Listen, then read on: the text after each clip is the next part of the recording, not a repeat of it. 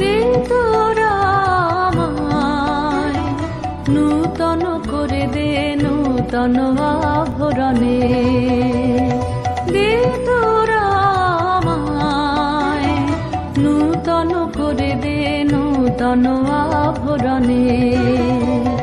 হেমন্তের অভিসম্পাতে রিক্ত কিঞ্চন কানন ভূমি, বসন্তে হোক দৈন্য বিমোচন নবলাবণ্য ধনে। শূন্য শাখা লজ্জা ভুলে যাক পল্লব আবরণে।